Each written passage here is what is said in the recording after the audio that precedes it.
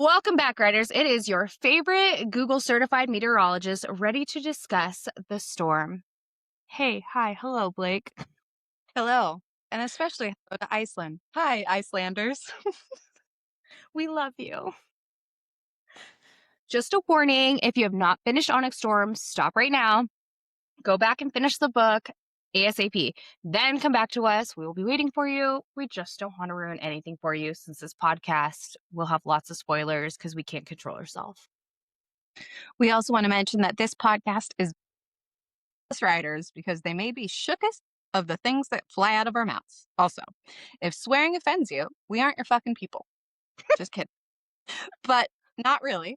We're essentially the 35-year-old book-obsessed female version of Seth and Evan from Superbad.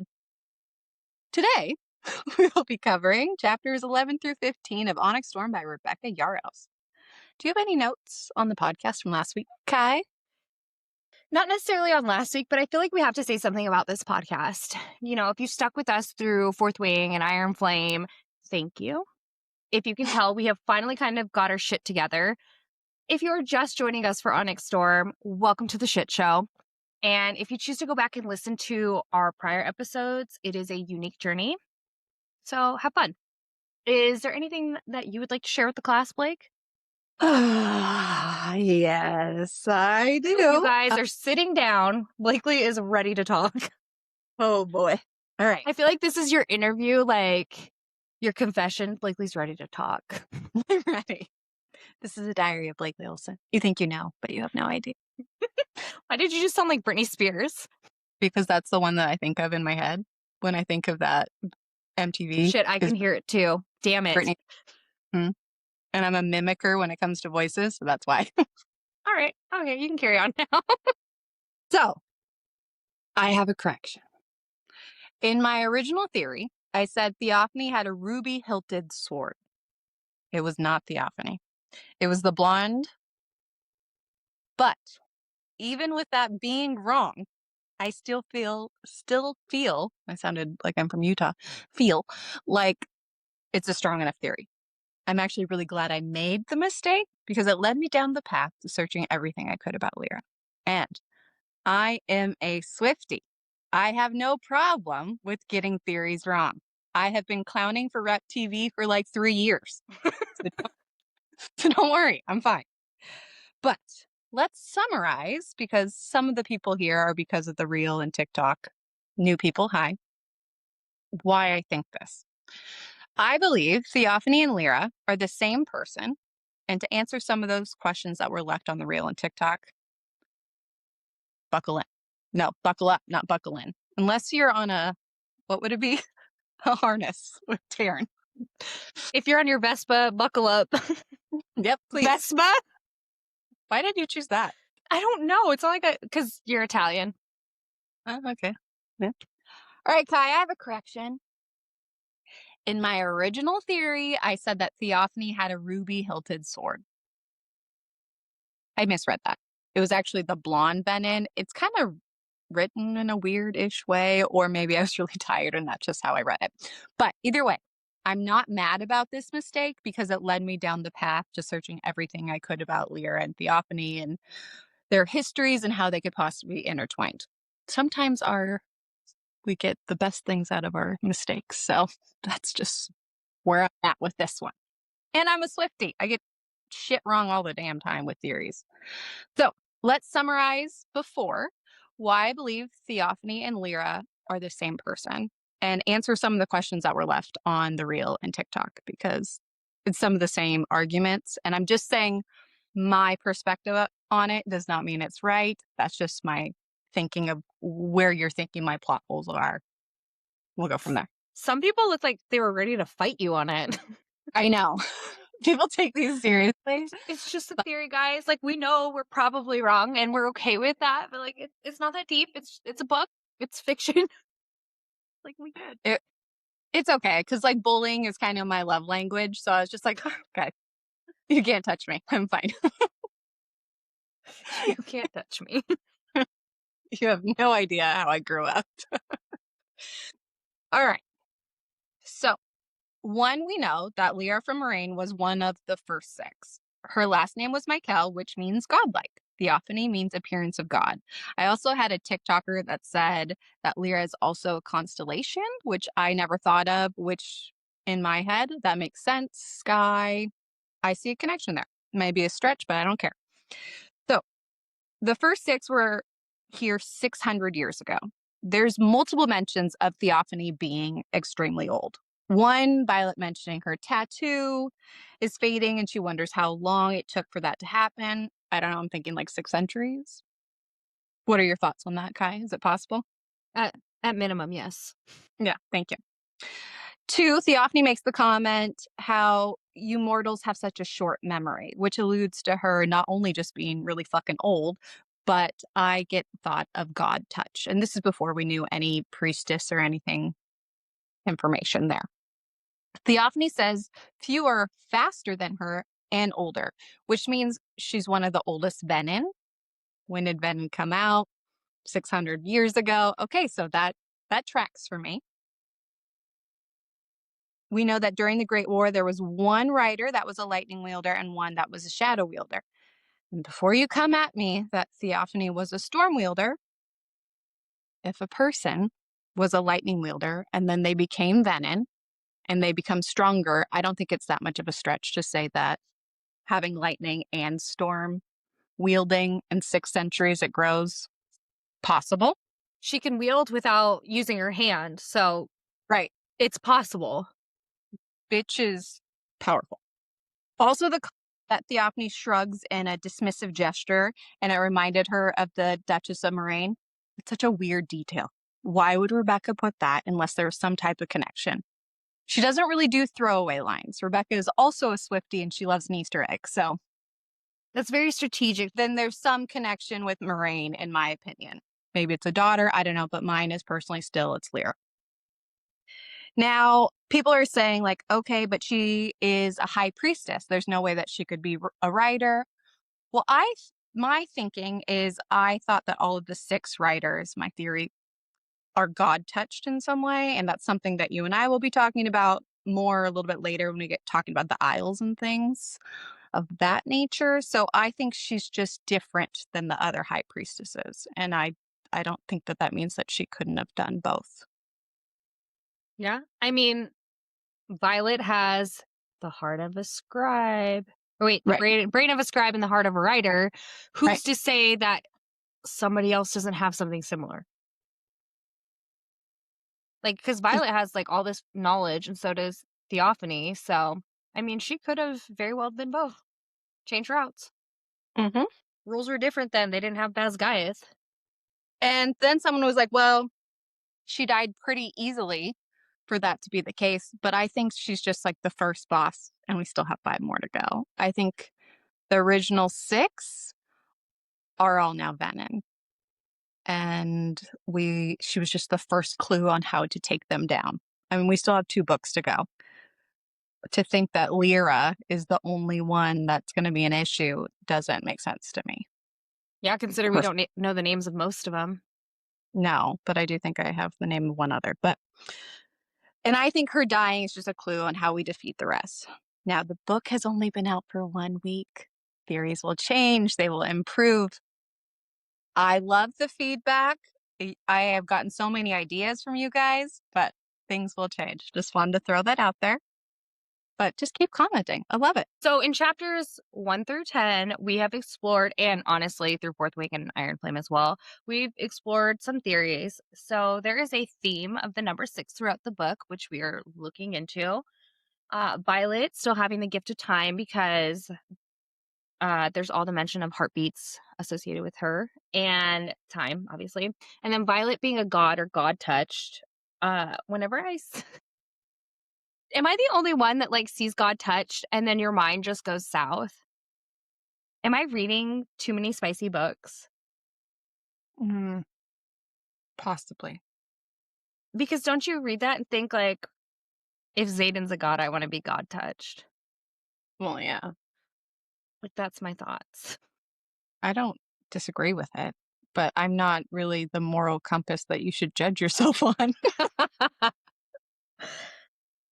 Valid. I'm so sorry I asked you.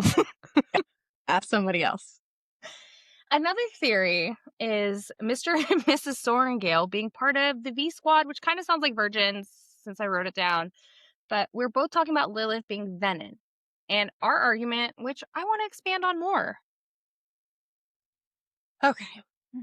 So you and I have thought Lilith was Venom since the first book. And let's just talk about it. I don't think we really talked about her being Venom again after her sacrifice. Like, even now, I'm not seeing people talk about it. It's like she's dead or 86 from life, as some might say, and no one's really bringing it up anymore. But we learned that when Lily was pregnant with Vi, she had a really bad fever. I believe that bad fever was her actually nearing burnout, and she chose to channel to save Violet. And that was the first time she dipped her toe in the Venom pond, in my opinion. Then there's a comment with her having red eyes when they were stationed near the border. We did think it was a possibility that she had a little joyride on her dragon, got stony baloney, but we think that's probably not the case. We think it's more obvious that she channeled again. Theophany makes the comment later on in the book that she stayed safe within the wards. What if it wasn't so much to stay safe from Benin, but to stay safe from herself? Kind of like what Zayden's doing. Yep. So, okay, your turn, Kai. Okay, let's start with the bottom of the pyramid. Initiates. They still bleed. Why this is relevant is I was looking for anything that points to a cut on Lilith or an injury or blood when Sloane siphoned her. But of course, there's nothing. And I can't find much of any mention of Lilith bleeding, which she's not a main character, so that's easy to not have in there. We also know that Jack Barlow in the prologue says, initiates, ASIMs, we're all traceable to one another. But the Great Hall could fill with sages and mavens, and I'd never know. Neither would you. So this implies that sages and mavens can hide the physical traits of being Venom, but they do not bleed, which is why I was looking to see if she was at the bottom of the MLM downline. If Lilith is a Venom, she would likely be of a higher status with being able to hide the traits. Lilith, which I'm really glad we're on first name basis with her, like we're homies now, says Totally. you can't he says you can't imbue something this big in an instant, not without hundreds of writers, which we don't have. If you want to save your friends, you'll do this. And takes Violet's spot in imbuing the Wardstone. How is Lilith that powerful? We know she's powerful, but that powerful? And doesn't it seem as though Violet's signet makes her more powerful than Lilith, even if she hasn't honed in on using it? Lilith could have that much power if she moves up in the ranks to Maven or Sage. There's some quotes from Lilith, there's nothing I wouldn't do to keep you safe. And when you have children, we can discuss the risks you'll take, the lies you'll be willing to tell in order to keep them safe. And we also keep discussing the potential mate situation between Violet and Xaden as one of our theories. If Papa Sorengale, which I know his name is Asher, but I just can't stop at this point because Blakely keeps writing Papa Sorengale, so he's forever that in my mind. And what if he had the same situation with Lilith? Then the same thread that Xaden had with Violet can be created between them as well. I think Papa Sorengale was Venom too.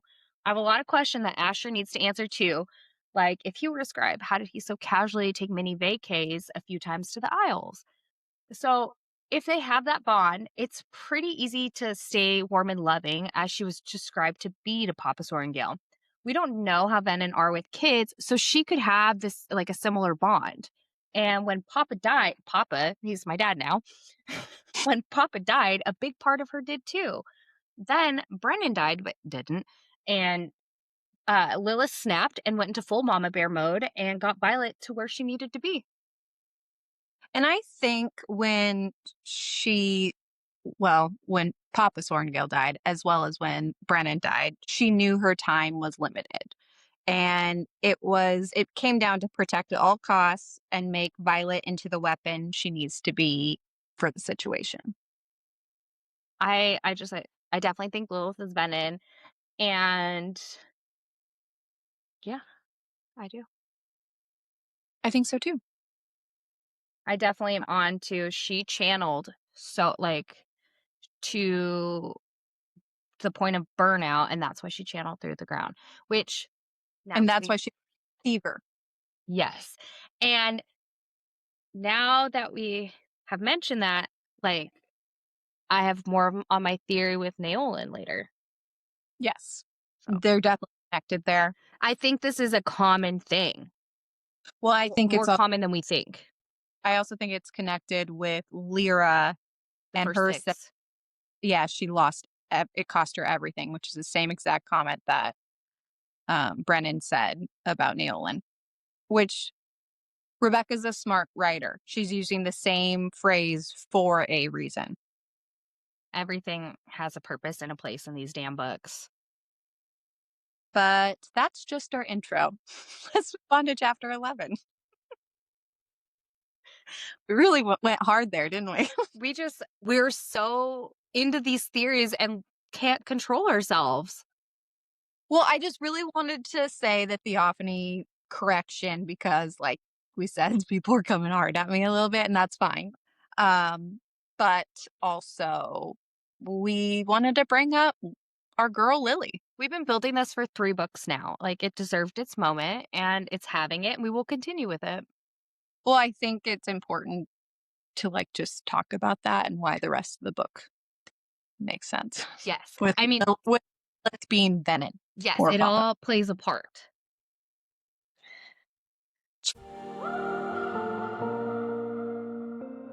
Chapter 11. In the hopes and excitement this new development of the bonds between dragons, griffins, and their humans bring, I wonder who has stopped to contemplate the nature of magic's balance. Do we not risk the equal rise of the very powers we seek to wield? Recorded correspondence of Nirali Elan, Commanding General, Cliffsbane Fortress, to Lyra Mikkel, Deputy Commanding General, Basgiath War Camp.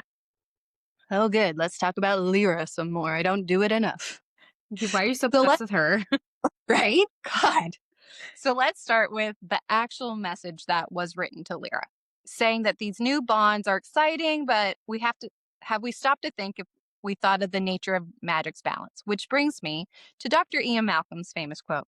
Your scientists were so preoccupied whether or not they could, they didn't stop to think if they should. Wise words. Do we not risk the equal rise of the very powers we seek to wield? And this was the commanding general of Cliffsbane. One thing to point out here that I thought was kind of odd is Lyra is the deputy commanding general at Basgiath War Camp, which means that there was someone higher above her. So you're telling me one of the first 6 wasn't the highest in command? Like, that's odd, correct? It would make sense if this was before bonding with dragons, but this is clearly after bonding. So yeah, it's a little weird. And I'm thinking, okay, so from that time period, there was a general that we knew of that could have been a higher rank than her and maybe decided to go rogue against decisions about bonding with dragons, or maybe is actually the good guy and didn't like what the first 6 were doing. No idea. But the only other general that I was thinking of is General Daramore. Interesting that you say that he didn't like he could not have liked what the first 6 were doing, because everyone in Navarre is suspicious as fuck. They all are, because they erase history. So yeah, he might not have liked what they're doing. They seem very suspicious. Well, and I also think it's really because we know that Rebecca is huge on what she names characters. Daramore means to give love. That's a weird name for the evil person, right? Yeah. It's a weird name for a general, like a general who participates in war. To give love. Yeah, general to give love. Maybe Just giving he was out lots. Cupid. I don't know. It's weird. So that's just something I think we should think about. I don't have a fully fleshed out theory for any of it, but we're just going to keep note and move on. It's a thought or a question that you had for us to watch out for. Well, yeah, because there's so much about the first 6 that we really do not know. And I think people keep forgetting scribes wrote the history. So they are telling us what they want us to know. So we have to really look at all the information with a teeny tiny grain of salt. Like, I don't trust anything. Chapter 11. Theophany tells Violet that Indarna is an Irid. She says, some do not believe, but I knew as soon as the cream-robed scholars whispered about the 7th breed in your war college. Pity I had to leave so abruptly. One hasn't been seen in centuries, and I was hoping to set eyes on her. She searches the skies looking to find her, and Darna confirms to Vi that is her breed, but Vi screams mentally for Darna to fly the fuck away and get to the wards. Theophany makes the comment that Vi doesn't know what she is. What a prize you've won. Sometimes I forget how short mortal memory can be, which Vi is perplexed with that statement and wonders how the fuck old is she. If I was a betting woman, I would say 6 centuries, but what do I know? Theophany and Vi have a back and forth about Xaden and if he'll come to them, and Vi says he won't. Theophany is certain he will. Also, she was a total show-off and had lightning strike without even lifting her hands. She then says to Vi, and when you come with him, you'll remember that I let you live today and choose me, not Berwyn, as your teacher. Okay, so we asked who the fuck is Berwyn. Obviously, we know he's a general and a maven. Berwyn he only has a few mentions throughout the book. Berwyn talks about his sons, and he could be referring to Jack because we know he's not dead yet. He doesn't know that he's dead yet at this point, and then referencing Xaden as his new son. Jack welcomed Xaden to his brotherhood. So I've seen this theory out there. What if Berwyn is Naolin's last name? Naolin is an Aztec sun god. So magic likes balance. And if Naolin means the Aztec sun god and Xaden wields shadows, that's a balance. And that's why Berwyn would try to get him over to like the dark side. Berwyn means bright friend and white hair, which the man in the dreams had white hair, right? Yeah. General? Yes. Being with Berwyn, Theophany said you would lose some of your autonomy. What if he controls his downline venom with runes? They really do run this MLM, but no, he sells snake oil. He has runes for it all. Runes to make your eyes less red, runes to make your girth where you drain bigger. Literally one for everyone. And when people are complaining like these aren't working, he's like, "No, honey, I've got another one for you. That will give you like the desired waxy skin that you're looking for." It's all about the upsell. You got to combine runes. Cool. But like, will it make me skinny or? Babe, I've got a rune for you. God. But, we don't know that Berwyn is a part of the MLM. We're not sure. But, Brennan hasn't come face to face with him. So he's not able to identify who Berwyn is and if he is Naolin. And then there was this conversation with Violet and Brennan. I glimpsed a rune-shaped scar on his palm before he grips the edge of the table. Naolin, he was the siphon who died trying to save you, according to Professor Kaori. Naolin didn't fail, but it cost him everything. I woke up on a cliffside not far from here. Marvin had been wounded, blah, blah, blah. Brennan did not confirm death here. What feels like a confirmation, he turned venom. Taryn also never confirms Naolin died. He just says we will no longer speak of the one who came before. And then on Rebecca's book tour, she said, logically, if someone was to die for someone, you would have to have a reason, which sounds like damn riddles and that Naolin didn't die. He just sacrificed his soul, costing him everything. She also would not elaborate on Naolin and Brennan's relationship. And I have the clip saved, so y'all don't come for me. I'm ready to cite my source. Which, if Naolin is Venom, that's probably why he was okay with Xaden being Venom. And I think he will confess in book 4.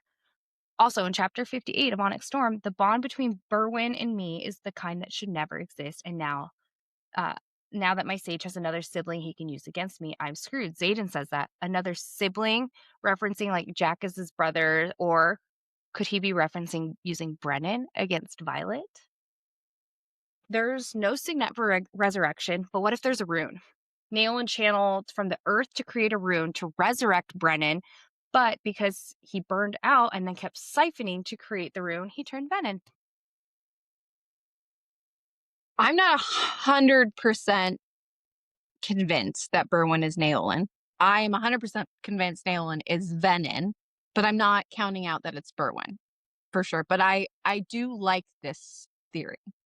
I just wonder how he like flew up in the ranks so much to all of a sudden he is a general when he's only been a Venom. It'd be only 6 years. Like that's a pretty quick. I mean, he was powerful to begin with because he's a True. siphon and it's a rare one. And Jax did say that you can go up the ranks just by your talents alone. So it's definitely possible. I'm not saying it's not. But what if the reason Berwin wants him so bad is because he plans on playing a double agent and Xaden will be his connection to Brennan? And maybe Theophany didn't trust Berwin and was just saying, like, oh, he doesn't know what he's doing. Come over on my side, because she didn't want Xaden to go with Berwin because maybe he has some good in him left. I don't doubt that. I feel like it, assuming Berwin is Naolin, that him and Xaden will connect. And if there is a little like glimmer of hope inside Naolin, like there's hope for him to turn back.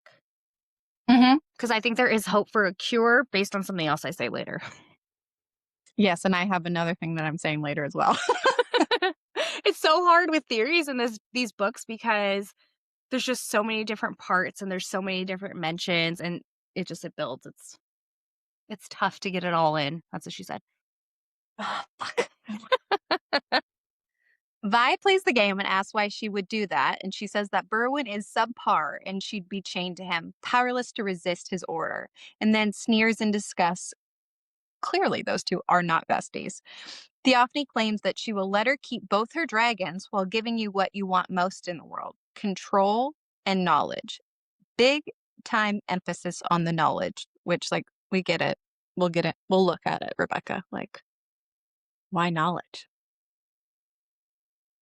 Violet would be powerless to resist his order, like if she turned Brennan, or she could use it, like try to pressure her into it through Brennan. Berwin could. True. Who's to say? We don't know. Rebecca is to say. Rebecca is to say, but she won't say so. I know. She's killing me. Mike Tyson's favorite Venom escapes Taryn's big old chompers by getting plucked off the ground by the wyvern, which, to be honest, you have to put some respect on her name for the style this lady has. She was rocking a forehead tattoo before Posty. I digress. Garrick is almost pooping himself with the shock of the fact that she let them live. Taryn wakes up sassy as hell, making fun of Vi with her overactive tear ducts and bunk-ass knee. Vi questions Garrick about how he pulled a Vanessa Carlton and walked 1,000 miles, but like a Speedy Gonzalez style. He dodges her questions about being a walker and having a second signet, but says she will have one too. He never confirms or denies it, but Vi urges him to go so his signet will still be a secret. Taryn says, do not dehydrate on my account. And, she's like, it takes more than weather to fell me. And he's like, wish I could say the same for you. And or he said, it takes more than weather to fell me. Wish I could say the same for you. He talks a lot of shit for someone who chose Violet. Like, you know she's weak. You chose her, weirdo. I know, but I talk a lot of shit to the people that I love too, so I understand it. They're all his terms of endearment. Like, this is how he shows his affection. If I'm not bullying you, I don't like you. Oh, so you really do love me. I said like. Keep going. You don't want to admit it. Why does Garrick have to say suspicious shit? Like, first he dodges her question about being Walker, and then Violet says, do you know the last time someone wielded distance? And he goes, never said I did. Like, he didn't admit to that being his second signet. And then he goes and, like, talks to his dragon. He doesn't smirk or anything, like it's a joke. And then Taryn, who is aka the Riddler, just says, we do not gossip about our writers, when Violet asks about it, also not confirming Garrett's second signet. It's just weird. Like, Garrick is very suspicious to me, and he has been this whole book. Well, when chapter 11 so far, but he was the whole book. Well, Vi, when she talked to Bodhi later on and asked about the second signet, he's smirking and making jokes, but like Garrick's like serious, like won't answer the question. It's weird. I know. And I'm already citing very interesting, weird things that happened. So we'll cross that bridge when we get to it. I was just suspicious the moment that tornado happened. Yeah. There's a couple I'm very sus about. That was the start of my suspicions. Mm-hmm. Isn't there? What's that song? Doesn't matter. But suspicions. Oh, yeah. I'm reading, not you. Taryn gives 0 fucks by landing in the courtyard rather than the flight field because of her knee. Brennan is there already to help her because she bonded a couple busybodies. Zebebe is also there looking good and helping her down Taryn with the shadows, which makes not only Violet, but also us ask the $1 million question. What else can you do with those shadows? But luckily for us, Xaden distracts us by being angry Shadow Daddy. Ooh, shucks. I hate it when he does that. Brennan lets us know that Xaden walked out of negotiations once he heard Vi was close by because he gives 0 fucks. He has 99 problems and they don't matter unless it involves his bitch. Garrick shouts through the doorway. It's not her fault, and apparently has already pleaded her case twice. Vi says she doesn't need to be protected from him, and she owns her decisions, and Xaden uses one of his favorite phrases, well the fuck aware. I actually really like it when he says that. I do too. It's like one of my favorite quotes from the book. I have my favorite quotes written down, and that's in there. Well the fuck aware when he says that. You want to know what it's not at all the same, but it's like when Big in Sex and the City says abso-fucking-lutely. It's just the same vibe for me. I get Even that. though he says it angrily each time, I'm like, say well the fuck aware to me, please. Mara Not Morris comes in the room with her twin brothers with honey brown eyes that seem very familiar to her. Must be a coincidence. Asshole Ados comes in the room, bitching about them ignoring a direct order. Bad girl Riri gives him the business. Riddick backs her up, and Ados is not a happy camper. Vi lets that fuck know that they make decisions as a squad. We'll take whatever punishment you want to give us as a squad. What they won't do is stand by while civilians die, regardless of what citizenship they hold. And before you ask, every single dragon and griffin agreed. Asshole Ados sees Brennan and calls him his fake name, and Brennan lets him know that he's back to his government name. And he's a healer, so he doesn't answer to him. Okay, so I think the only way Brennan betrays is through his love for Naolan. He's not sus to me at all. He's pretty solid throughout this book. And even the last book, like, you have the hard on for Brennan. And I don't like discount that. I think it's really possible. But I think Mira is the more suspicious of the siblings. But even then, I think the betrayal is going to be like betrayal light for the siblings in the Sorrento fam. I totally agree, actually. So in Iron Flame, Brennan was kind of sus, like just the way that he talked even, and he didn't have like this warmth to him, where I see a different side of him in here, where I think that now, I think it just comes down to love, and his betrayal isn't really a betrayal. It's just that he has a connection to Venom and he was trying to protect the one he loves. So I don't think he's as suspicious as I thought before. And I kind of think Mira's a bitch. I'm building my case of suspicions against Mira, for sure. She has like middle child energy to me. And she's a little jelly belly, which they say is what makes them freak out. So Ados points at the children like the monster he is and says something like, what about those poor little orphans? King Tori hasn't opened the borders. Daddy Duke says, not on my watch. They are now Tyrish little orphans, and back to the governor named Sorengale will take them home with them. But Ados hits him where it hurts and lets him know that they won't be able to keep boinking under his watch, and then hits with a low blow that he's moving into quarters that Lilith, Never Lily, and Daddy Scribe Sorengale used to share because he is just terrible. I don't know if he's Venom, but he should be with that fucking attitude. Xaden orders everyone to get out now and close the door. Vi thinks they're about to fight, but Xaden has other plans, and it's not working on a puzzle.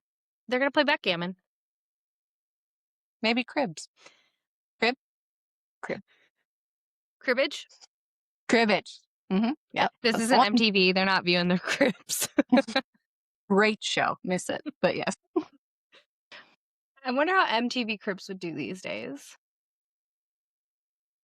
Well, even back then, like the decor was so like gaudy and like, look at how rich I am. It's so stupid. But it was like during the like Tuscany vibes when that was really big. Tuscany kitchen. So I'm like, oh, that's a rich bitch kitchen. And now we look at it and we're like, that was a choice. Very dated. Very. Chapter 12. What a gift that I get to summarize a spicy scene. I'm sad it's not a whole chapter, but it's fine. Xaden passionately kisses Violet, and with a pounding heart, she parts her legs, waiting for his quivering member, but he doesn't deliver his package to her mail slot. Xaden was real worried about Violet while she was in Newhall battling the Silver Skank Theophany, starting to lose his ability to be cool, calm, and collected, especially when it comes to Violet's safety. So Sigale didn't even tell me whatever Garrick's dragon name is told Garrick. I wasn't angry, Violet. I was just terrified. It's interesting that Garrick was told by his dragon when Maze, who's the other mated dragon pair, could have easily helped get the word to Sigale? Why was it Garrick? I don't know. Put it down on your notepad. Build that case. It already is. No. There was an hour when I wasn't sure I did. I wasn't just angry, Violet. I was terrified. One thing our favorite Violet Soul and Gale is having a blind spot for is I don't think she realizes how much Xaden is actually really struggling. We see it even more as the book goes on, but I think she's so bullheaded, just like her mama was, to find a cure that Xaden is, and that Xaden is still Xaden, that she's missing that Xaden is having some serious like mental health, like identity issues. I just feel like she's not taking his feelings into consideration and is like, no, you're fine. Everything's fine. She just doesn't care. Like, she can't see anything else except for a cure. Well, I think she might crumble if she starts to lose any bit of hope. So she's just sticking on, no, this is what we're doing. But Xaden is having a hell of a time. I know that the shadows don't just jump, they flee. I feel like this was like a metaphor that his shadows, which make him him, and his shadows are inherently him, are just fleeing from him because he's starting to lose himself in that moment. And the fact that he yelled at Violet too, like, that was jarring. He doesn't yell at Violet ever. No. It's always No, calm and like sexy, like, we need to have a conversation. He says, I would have killed anything and anyone in that moment to reach you. No exceptions. I would have channeled every ounce of power beneath my feet without hesitation if it would have landed me at your side. You never kill civilians. If I'd been there beyond the wards, I would have drained the very earth to its core to keep you safe. Bear said that Xaden's weakness was Violet. When it comes to morality, I believe Xaden would kill anybody to save her, especially now that he is Venom. But sometimes our weaknesses end up being our superpowers, and I truly believe in the future books, this particular weakness will be one of the things that not only saves him, but in turn wipes out the Venom. And then he made that comment. He's like, it was so heartbreaking because something is broken in between, and he points at his head and his heart. Violet, listen to him. He's telling you. And she's like, no, you're fine. Anything to make him feel better. I know. Like, she's not annoying in this book, like Iron Flame to me, but she has a big blind spot, and it's her survival. So I totally understand it. It's just also like, I feel bad for Xaden because he's just on the fucking struggle bus right now. She's got a one-track mind. Mm-hmm. Then it kind of turns into a heart-to-heart. Xaden is spiraling and doesn't trust himself with Violet. Violet's mantra is, I will save him, so she is doing her best to convince him that he is still in there and that she will be happy with whatever he can give her. But he knows if they keep it G-rated, he won't be able to control himself. I mean, he did kind of channel the last time they practiced the art of baby making. Violet won't tolerate it, though. In a weird subject change, when they were just talking about being intimate, Violet brings up Garrick's second signet. Oh, I said it right! You did! Like I said, all those times that I sit in my car practicing the word, it just came out. You sit in your car and practice the word? Yeah, literally. Well, when I'm waiting for Rona. Like, you've made fun of me so much, I have a complex. I apologize. But I've really been trying to get it right, and I just did it. I'm really proud of that one. Anyways, and how his second... Shit. Now I've thought about it too much. You got it quickly. 1, 2, 3. And how second signets seem to be more and more common in those with a relic. I just got to speed read it. Xaden is surprised Garrick left some things out when discussing the little mishap at Newhall when Garrick has never been able to lie to him. So he asks Vi what they were. She tells him that Theophany wielded lightning, and she thinks that they have signets too. Damn it, I said it too fast. It's a little weird that Garrick can lie to Xaden now. Mm-hmm. And what does Theophany say about Venom? What do they do in the end? Oh, they lie. That's weird. And you know the thing that you said a little bit earlier about now Berwyn can use another brother against me? What if at this point Garrick was already a Venom, and at the end of the book, he already has one Venom, or like brother to use. Maybe it's going to be Bodhi. This is the only way that can convince me that it is Bodhi. I'm so suspicious of Garrick throughout this whole book. I initially thought it was Garrick at the end that turned as the brother. You know this. Yeah. But First read, yeah. more I'm reviewing this and seeing all of Garrick, I feel like he already was Venom and that it was potentially Bodhi, or I do have somebody else that I'm suspicious of, but we'll get into that one later. About another brother. So my number one suspect right now is Bodhi. I think. Because you and I are in the agreement that I think Garrick is already Venom. If Garrick is already Venom, it would make sense as Bodhi. But if it wasn't Bodhi, if Garrick isn't Venom here, then I do think it's Garrick.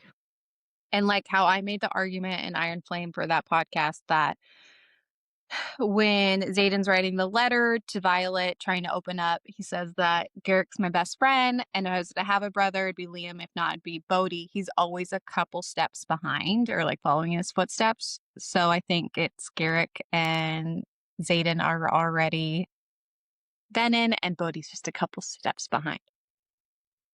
Actually, I like Bodhi, by the way. I do too. I like seeing more of him in this. And like, just remember last book, he went and got his flight jacket and gave it to her. Like, he cares about Violet. And Bodhi really does not want the crown. No, he doesn't want the power at all. So the only reason that I think that Bodhi would turn is just to be with Xaden. Yeah, that and avoid the crown. And not have the crown. But now we have Violet. Which, maybe that's it, though. Like, he didn't even want to be used, like, against Violet for the crown. Like, to challenge it. Yeah, let's table this, get some details in, and then... I like where you're going with this. Thank you. I appreciate that. I will point out, our girl Vi said Garrick's a distant wielder, isn't he? He doesn't confirm. There's a confirmation in his eyes, right? And she says, you don't owe me your friend's secrets. And I just have to say, look at that growth, Vi, compared to fucking last book. Good for you, girlfriend. There's a moment that they're talking about second signets, and Violet's like, I once thought I saw Liam wield ice, and I would like to give props to Rebecca for, she has admitted that this was a mistake in Fourth Wing, and the way that she closed this loophole is so fucking beautiful, and it works out so great. I love this for her. Good job. Seriously, good job. I know, an original mistake, and she's like, wait, hold my beer. I'm going to fix this. 2 books later. She doesn't just fix it, she makes it amazing. Like, yeah, makes total sense. And I'm like, there you go. Props to Rebecca. Our dragons came looking for us. They knew what they were doing.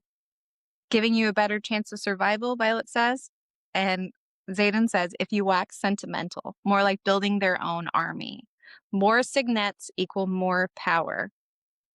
Why would the dragons want or need to build an army? Interesting. Like, and build their own too. Yeah. Why them? Like, do they feel sympathy for them? Or like, do dragons with a B? Do bitchy dragons, bragons? Yes. Do dragons see the bigger picture and know those with relics are like some sort of special warriors? It's just interesting that dragons would do that. Well, or you could just look like, okay, these are separatist kids. They're willing to fight for the truth because their parents died for it, which these dragons went looking for relic kids because they want to fight for the truth. So it's against whoever the other bad dragons are. So it's like they're these special warriors. Yep. I love it. She wielded lightning. Xaden, I think we're wrong. I don't think they're limited to lesser magics. I think maybe they have signets too. Yeah, no shit, considering Xaden is still wielding. Like, I don't quite get that. Yeah, it's probably why he didn't flinch when she told him. And why would this be the narrative? It's because if you have Venom hiding in plain sight and that they are still wielding, they wouldn't have been looked at as potential Venom. Just a thought. I love that we're always like, just a thought, as if that's not what that is. Just don't come for me. Thanks. We know our thoughts, some of our theories like are unhinged. We're well aware. Don't come for us. We're just weird. Literally in our bio, unhinged. Like we will think of everything. Like I'm all on board for the Vi Cat lesbians of Duke Tyrandor situation. We know you are. Spice up the life. The life, just one. The life. Just one life. Not both lives. One. Just one. Every boy and every girl. Sorry. It's business as usual in Basgiath, well, as usual as it can be with Venom running rogue beyond the wards and sneakily within. They're waiting for the Signeeson flyers to arrive, which makes Vi realize they will be near maximum capacity in the dorms and how little dragons are bonding within the last century. Vi receives a letter from Xaden through Imogen where he says he needs to rest, but Violet knows Xaden done fucked up and channeled again, but the lives were saved were worth the cost. Vi commits to every possible path to cure Xaden. Imogen and Violet are on their way to visit the first evil villain we encountered, JB. She asks if Violet has met with Grady yet, but Grady clearly has an elevator that doesn't go to the top floor, based on the fact that he won't even meet with Vi, and he thinks that the dumb bitch Aura is great for the quest squad. Literally writing this enrages me with how dumb Grady is acting. Grady doesn't know what the fuck he's doing. Leadership had to know that this man was a moron, so he would sabotage it, like self-sabotage. Like, they're not even, they don't have to do anything. Like, here's a fucking moron. He'll fuck it up. Hands clean. Well, I think that was the point. Yeah. Like, I don't think leadership wanted them to find the cure. No. Because some leadership is obviously vetted. Yeah, Ados is either an apologist or an informant. I think at this, I feel like he's an informant at this point. Informant to Panchek. Panchek informs to Berwyn. Yep. That's his name, man. Fuck those guys. Yeah, so all three of them. So I would say like those guys are more like warm leads for the MLM organization and not so much it. They're the Cutco knives that are going door to door. That's them. They arrive at the cell, and Emery and Heaton, reminder, they are the homies from Iron Flame and are on the Revolution side, but are entrusted to watch JB. So they arrive at the cell, and they think that JB has around 24 hours left. They go in, and JB looks like shit. JB looks like the turd that JB was born to be. Vi offers him alloy imbued with power to keep him alive for another week in exchange for some powers. JB is being a little bitch and not answering, but Violet came prepared with powdered orange peel. JB is weak and ends up agreeing to answer some questions. Vi asks if they can sense each other, which they can when they are initiator ASIMs because they are not adept at hiding themselves. So hopefully bigger, badder Venom can find them and take them under their veiny wing. Veiny wing? Girl. I knew you were going to say something about it. Can you sense each other? Yes. I mean, just so many questions. When we're new, we're not as adept at hiding ourselves. I'm told it's so we'll be found and raised by apparently a veiny elder.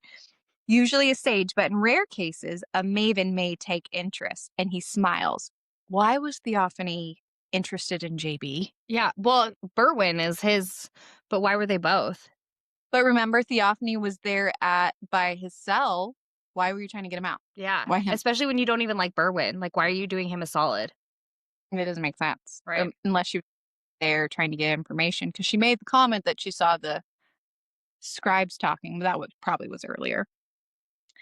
ASIMs were all traceable to one another, but the Great Hall could fill with sages and mavens, and I never know. Neither would you. His eyes sparkle. Neither would you. Like, maybe your own mother. Just saying. I feel like he knows something here. Like, perhaps she would know her own mother is potentially Venom. Makes you wonder who's been channeling here for years, doesn't it? Who's been trading information for power? There's got to be a lot of shitty people in infantry specifically. Yeah, we don't like infantry, even though I got housed there. Might as well call you a Ravenclaw. She then asks if you have to be taught to channel or if you turn evil on your own. He says not if you've already experienced the flow of magic. So it's pretty easy peasy for riders and flyers. Ask me when I turned, how I turned, ask why inmates only bleed. Initiate. Do you have to Inmates?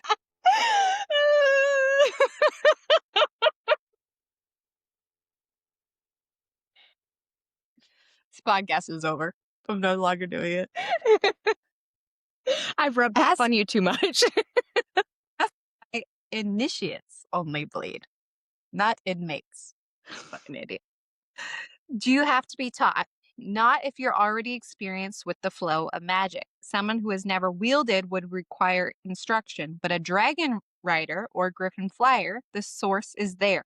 We just have to choose to see it, to bypass the gatekeepers and take what's rightfully ours. Powerful should be, power should be accessible to everyone strong enough to wield it, not just who they see fit. You conveniently see me as the villain, but you're bonded to two. Let's say we're Venom and we feel like we deserve this power. Like, what's next when everything's drained? Like, why are you encouraging this, especially to someone like Violet, who's extremely strong? Like, why would you want her to continue to drain? How can you feed yourself? It's weird. The power is gonna run out. Like, why encourage it? And what did they lose to make them feel entitled to everything? So say the first 6 turned and their dragons turned their back on them once they turned. They're mad about it, like big mad about it. So they have a FU approach towards dragons and they can just get the power themselves. Cut out the middleman. But like you said, if everyone has access to the power, everything will be drained. So I'm not sure who submitted this business plan for this, but the MLM needs to get shut down. It is not well thought out. Like what are they thinking? It's weird. Like, there's obviously something missing. I guess we're just gonna have to keep reading. I guess. Also, JB's fucking rude. He has the audacity to call Taryn and Andarna villains. Like, fuck you, rude ass. Like, I'm not okay with that. Don't you dare call Violence 2.0 a villain. You think Andarna's a villain? No, I'm thinking about all the passages about dragons being villains or like I mean, a lot of people think that they are. And I want to look to see who wrote those. And that can give us clues into who are Venom apologists. Scribes. Obviously, those fucks. Because no dragon would choose a scribe. No. Unless you're... But she's not necessarily... She's just got the mind of one. Yeah. She's just a smart writer. Vi asks if Jack knows their plan, which he does not, and points out that was a waste of a question, which I kind of agree, which I never thought I'd agree with JB. Lastly, Violet asked, how do you cure yourself? And he said that there is no cure because magic does not negotiate and they do not wish to be cured. Do the same laws of magic apply to gods? If not, does that mean that a different magic can cure Venom, aka Xaden? I don't know. Why? I don't know. I'm not very... Violet lets him know that she will be back, but has Imogen wipe his memories first. They peace out and emerge from the staircase to find OG favorite squad. Marin and Kat are not around, so that's why I say OG, and we stand Kat and Marin in this house. Imogen, we sure do. Imogen nails it when she says, for fuck's sake, can you four do anything by yourselves? No. Nope.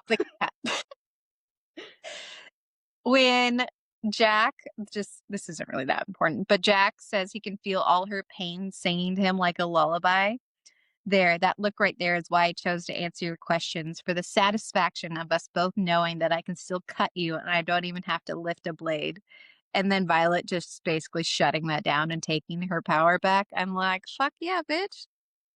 I'm all here for Violet's, like, coming into her own. Yeah, coming into her power, her confidence. Because Iron Flame, we could just really see the confidence that she lacked. And it's all here. Yes, she was insecure for sure in Iron Flame. Yeah, we're both like, how can you blame her? No, and she's 20 and 21. So you don't know shit about life at that point. Not even a little bit. I mean, I'm 35 and still don't know shit. Yeah. You're like, no, you don't. You specifically, you don't. Chapter 13. The clique just can't help themselves and are waiting for Vi and Imogen in the hallway. They're headed for the archives and they can't help but mention that Sawyer got all purdy to see Jacinia. our naughty-bodied scribe. Sawyer calls everybody out for their romantic entanglements. I'm just really rooting for Sawyer and Jacinia to fucking bang it out. I'm just waiting. If I am banking on anyone's sexual tension, it's theirs. Oh, yeah. They're going to be together, for sure. I mean, yeah, but it's just like, when? When are they going to bang it out? I don't know, but hopefully soon. When talking about the old married couple that is Vi and Zebebe, Sawyer mentions that he thinks leadership secretly loves that they're together because legacies make for stronger riders, and that Melgren himself will probably escort you both to the temple of their choosing. Vi says she isn't against getting married, but she's focusing on trying to live until graduation. Foreshadow. 100%. Okay. Doubt Loyal would let me in. Can't remember the last time I set foot in her temple. Clearly a fucking foreshadowing instance. I stopped praying to her and Hedian out of pure spite when love and wisdom didn't show up when she needed them. The gods are so damn key in the story. Loyal is the god of love. The island they conveniently didn't go to, which give me an episode or two and you and I will go into a full thing about that. But everything Violet does is for the ones that she loves, if not the one she loves. So to say that she turned her back on her out of spite when it seems like that is her very mission in life is something that we definitely need to explore. I agree. Do we think that, Violet's potentially being punished by the gods for not fulfilling her dedication? She stopped praying to Loyal, and, now she loves Xaden, and he's out of reach. Maybe. So it was Dune, right? Yeah, her dad took her to Dune to be dedicated. Mm-hmm. I know later in the story they make a comment of maybe you changed gods. Well, I think she did. Because think about it. The first book, what does Xaden call her the whole time? Violence. Violence. Violence. Violence. And then in this book, what's his new nickname for her? Love. So I think there's a shift in now her whole mission is love. Before it was fighting for Xaden and being now it's no, that is her one true intention and mission. Just a thought. I don't know. Just a thought is now a drinking game. If you hear Blakely say it, take a drink. Sorry, I'm going to stop doing it. It's an It's fun. Oh shit, it's your new filler word. Just a thought. Don't yell at me. Thank you. Jacinia brings 6 books to the table because Rebecca is apparently King Midas and obsessed with the number 6. They find out that Jacinia is being punished for deserting the quadrant because Markham is a douche lord. Grady is having Jacinia help Vi with her research. Jacinia is a sarcastic son of a gun, and I love her, but she jokingly says it was recorded that when the last It was recorded that when the last Irid hatches and bonds, the cadet born of a writer and scribe, she'll be gifted with 2 signets. Riddick is apparently me and Kylie because he excitedly asks if there's a prophecy. Which, by the way, we still stand by and that there is one. Jacinia says she isn't some oracle high off whatever they're serving in the temple that day, and that she's an extremely educated scribe. So basically, Jacinia is not a woo-woo girl. Okay, I gotta try not to scream because she says oracles exist. So a prophecy is fucking possible. It is absolutely possible. So it's not that unhinged that we keep referencing this prophecy that doesn't exist. It is possible. And I also just fucking love Jacinia. She's a solid friend. She better not die in this fucking series because she is a solid friend. She's perfect. No, I don't want her to die. I don't either. I will fight anybody if Jacinia dies. I will fight somebody. Okay, preferably not me. You're but first. Yes. You're first on my list. You look scary while saying that, so I'm please. You have a punchable face. I'm just kidding. I love Jacinia. We know she doesn't die. I know. Well, I hope not, because, yeah, I love her. She's recording everything. Yeah. Oh, yeah, she doesn't die. You're right. I just, psyched myself out. I was worried I love her too much, and if I love somebody, they're, destined to die in a book. Looking at you, Sirius Black. Most of the book she gave them is about the southernmost isle of Devreli, since that's the last isle we had communication with. She also warns them that Grady has requested info about the Emerald Sea exploration in the north. Jacinia is that don't impress me much with how much is missing from the vault, but she's hoping that Queen Mariah can fill in with her collection. Justinia lets them know she was reading General Cadaf's journal yesterday, and a whole section of pages is ripped out after he notes that there may have been outside Isle support outside aisle supporting the Second Crowland Uprising, which was in the 400s. Vi says it was assumed that Corden sent soldiers and all communication was cut off from most of the aisles after they sided with Poor Meal around 206, and they, in turn, killed every emissary we sent in centuries that followed. Justinia says there's only one scribe that would know the answer of why General Cadow knew. Papa Sorengale. We'll talk about the uprising in future episodes. Now is not the time, guys. But we're ready for it. We're not ready for it, but we will be. Going through all the history takes a lot than you would expect it to.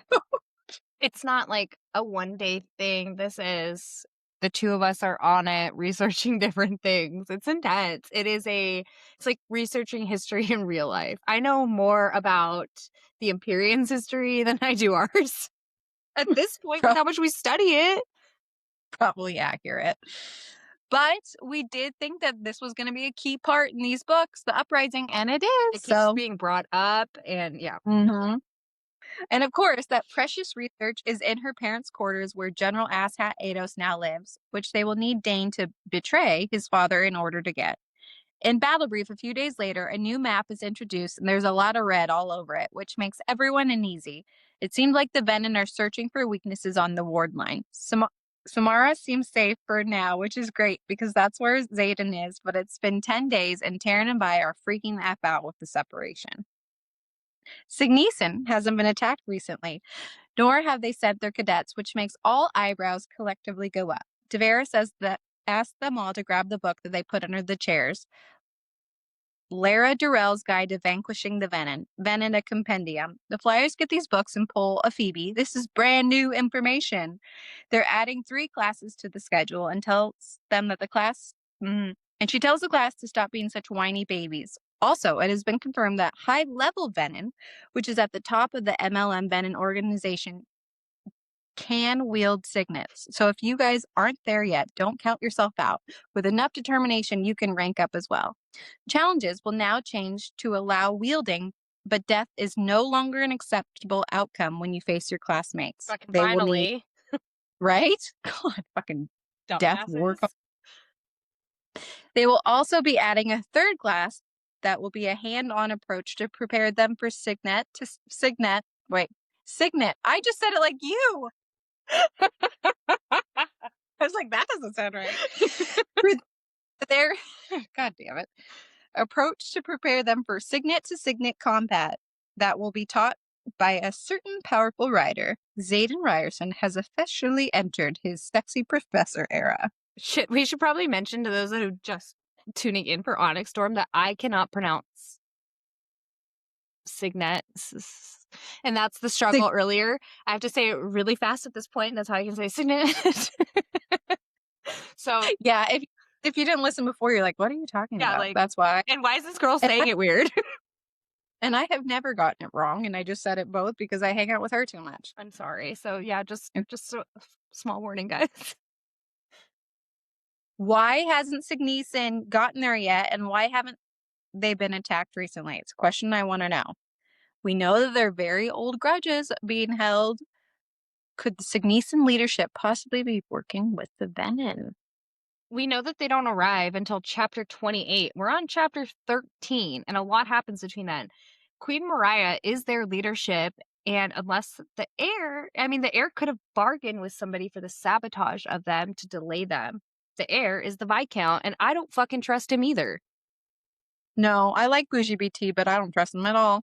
No. And I shouldn't like I just like his name, Bougie BT. So, I had Kylie looked up Lara Durrell's excerpts and with this book, and this is what we have. We've learned some things. She wrote Captain Lara Durrell's Guide to Vanquishing the Venin property out of Cliffsbane Academy. It was only in the last 50 years that we realized they were no longer solely coming from the Barons. They'd begun to take recruits, teaching those who never bonded a griffin to channel what was not theirs to take, to upset the balance of magic by stealing it from the very source. The problem with mankind is we too often find our souls to be a fair price to power. Sounds like that could be everything. Mm-hmm. It is somewhat fitting that the only weapon capable of killing a dark wielder is the same thing that drove them to soullessness, power. Okay, question. What if the thing that drove them to soullessness wasn't power? It was love. Does that mean killing them is different? Example of Xaden and potentially Naolin and Lilith turned for love. How does that change things? It's just a question I want to Love know. is just a different form of power. Because you hold power over people, you can hold love over people. I think power is just a synonym for love in this story. But if your intentions are good and you're doing it for love over power, I just wonder if the death is different. That's all. You Killing answer to people. a different god when you answer to a god when you die at that point. Oh, maybe. Many of our most esteemed tacticians have tried to estimate the approaching tipping point where the outcomes of the war may have been decided even though we still fight. Many believe it will come in the next decade. I fear it will arrive much sooner than that.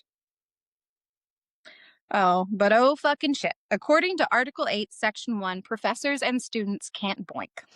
She gave us the article title, but not what it was, but we all fucking knew. We knew immediately when it went up. We were like, oh fuck, they can't canoodle anymore. God forbid we say that they're having sex or they're fucking or anything. We use every other word to describe it than those. And it took everything in us to not make a teacher-student joke. That's all I'm going to say, because we don't want to get canceled. Those from Washington? We're from can infer. Same wavelength. from Washington, you know. But that's all I can say about that.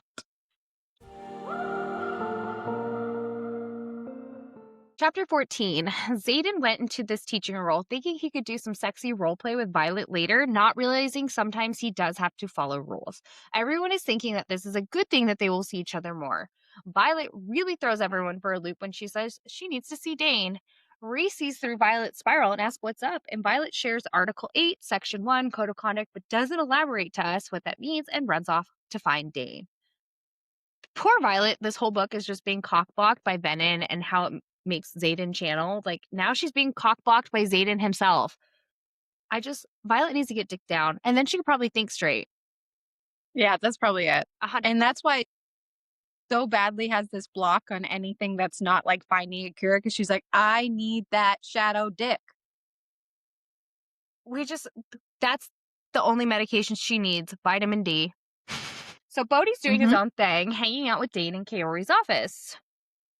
I just love Bodhi and Dane hanging out. I don't know. I like that. Bodhi's like really getting into himself here. I know, because Xaden's gone, so he's not in his little shadow. And he can make friends. And of all people that he makes friends with, Dane. I know. What does that say about Bodhi? Is this a kind of a weird situation then? Kind of. Interesting.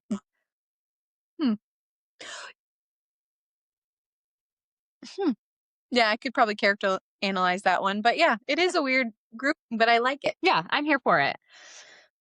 Violet tells Dane she needs his help and that his dick dad's new quarters have some of Papa Sorrengail's research hidden in it. Since he's blood, maybe in the gang too, who knows what Dane does in his free time, he has access to his dad's crib.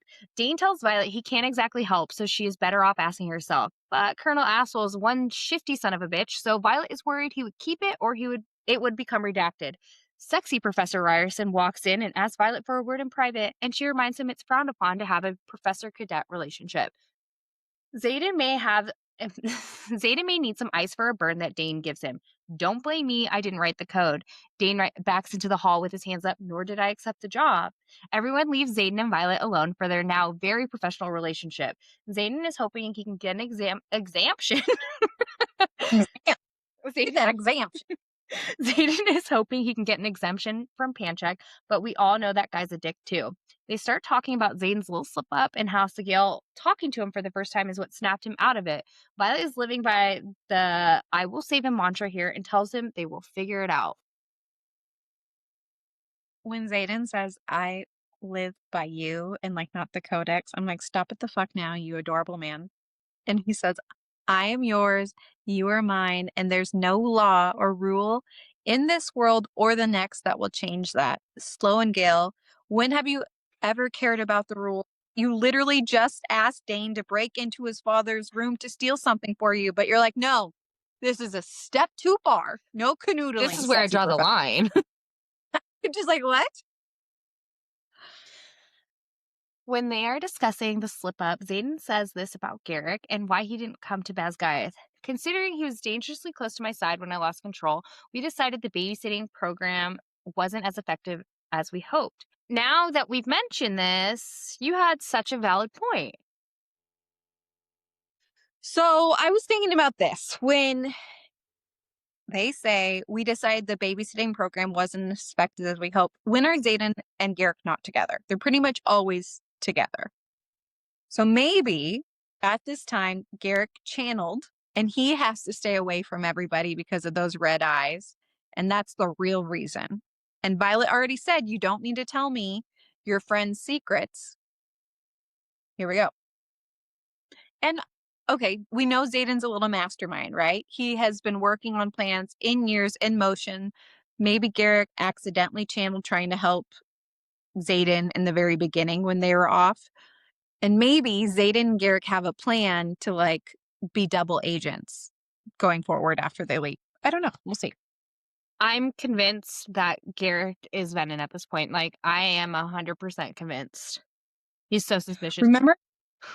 I just thought of something else. Remember in the very beginning when Xaden is talking, it said, oh, I can sense them. There's a reason Garrick and I have killed so many. So can Garrick sense them too? Or is it just because of Xaden? Wording, Who's to say? words matter in these books. Mm-hmm. There's also this description after he mentioned the babysitting thing. Xaden leans against the wall to the left of the door, his shoulder resting along the frame of a painted rendering of the first 6 as dragons, but not 7. Why are they erasing so much history? Like the continent's name, the 7th dragon, redacting so much stuff? Like, what are they really hiding? A lot. Yes, you're right. All of history. Because they're all... It's weird.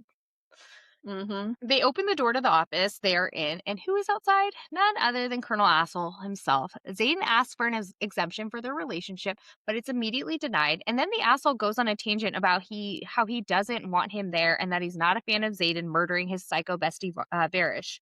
Violet, being a baddie here, is like, just so you know who to hate, Xaden didn't kill Verash. I did. And then to really land the blow, Dane pops in and tells Violet he will walk her to class. Asshole Ados is just the fucking worst. Just have to say that. And when Xaden said insulting you isn't against the code of conduct, I checked. I'm like, oh, you silly little man. I thought it was so funny. And then good job, Dane. Unrelated, but I just wanted to say that I do like that Rebecca included this element in her story. Because guess what? Some people related to fucking suck. And just because they're blood doesn't mean you need to be loyal to them. True. So if you needed that audience, that's what you need. Fuck those guys. The following Monday, Violet gets to meet the shitty pre-quest squad. They don't deserve the title because Grady sucks and just cannot understand the thought process that went into assembling this team. At least Hottie with the naughty body scribe, Jacinia, is there, and so is Xaden. Some guy who I didn't care for his name tried to whine about Xaden being a separatist, and she's like, hello, samesies as Xaden. It's immediately a pissing contest between Grady and Xaden, and rightfully so. Grady is dumb as fuck and making poor decisions. He announces that they are going to the northward coastline and Violet suggests the Isles, but of course the roomful of fucking squares argues against her. Once the meeting is adjourned, Violet and Xaden try to get 30 seconds alone, but Violet now has a shadow and not a sexy one because Ados is a fucking creep and has them following her around. I wrote this and there is like so much anger behind it. Angry? You're like, angry? Fuck Grady. I'm so mad at this pre-quest squad. You know what? I feel like Grady may just get his karma.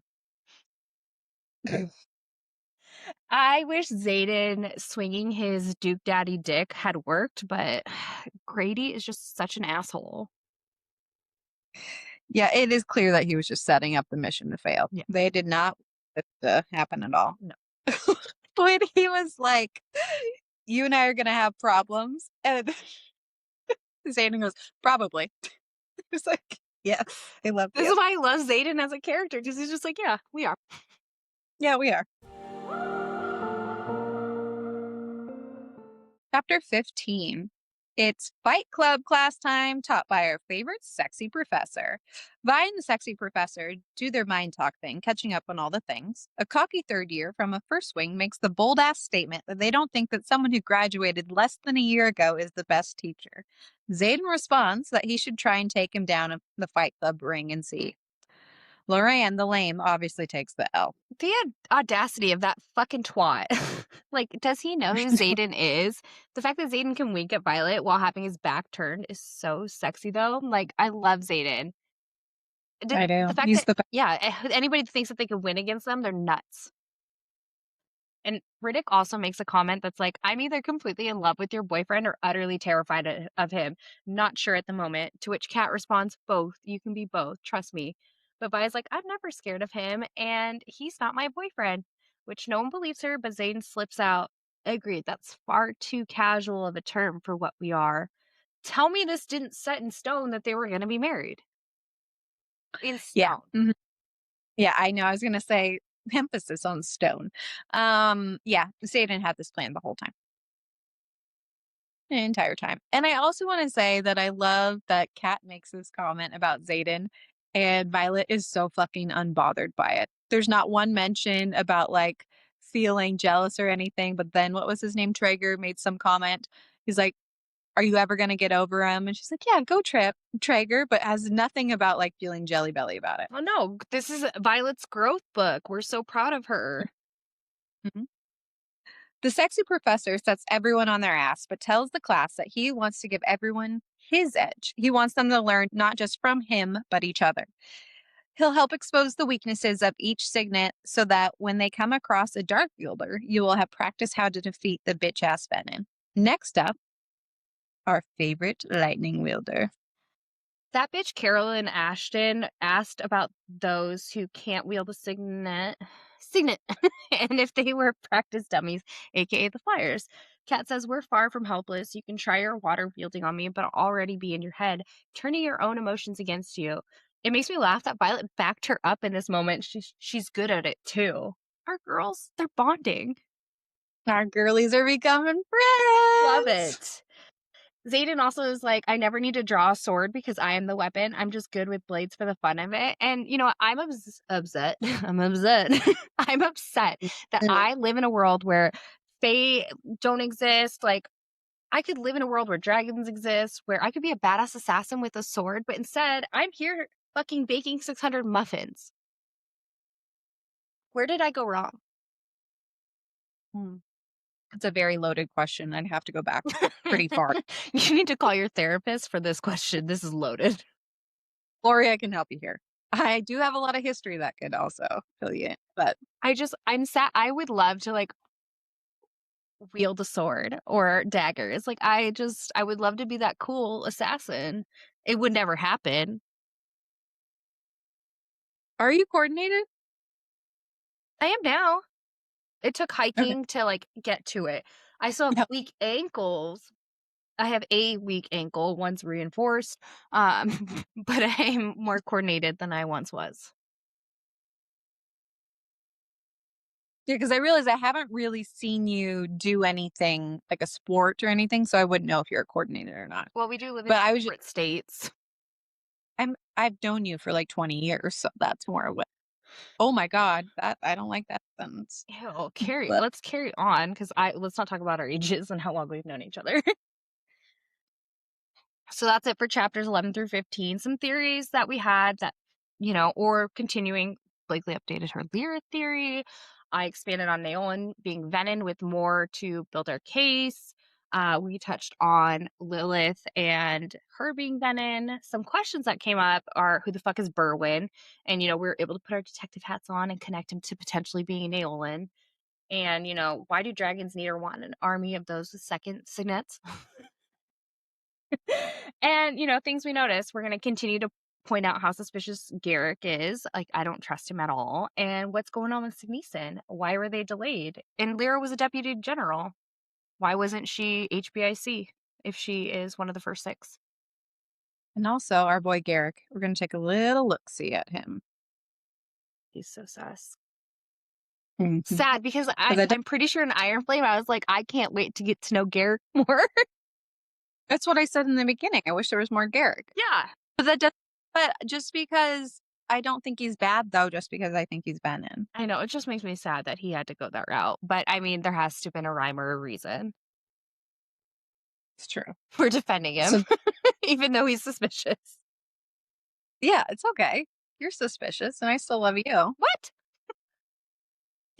I said I love you. You shifty bee. So that's our thoughts on chapters 11 through 15. And guess what? The next episode, 19, which covers chapters 16 through 20, is already available to you. We'll have 2 more episodes out on the 12th, and we absolutely appreciate you listening and are so thankful for people that are sharing our podcast with their book besties as well as social media. It is so helpful for us. If you're enjoying listening to us, make sure you subscribe wherever you're listening and follow us on social media at the Real Housewives of Velaris. And please share with your book besties. Thanks for listening, and special shout out to Iceland. We love you. I love you, Iceland. Bye.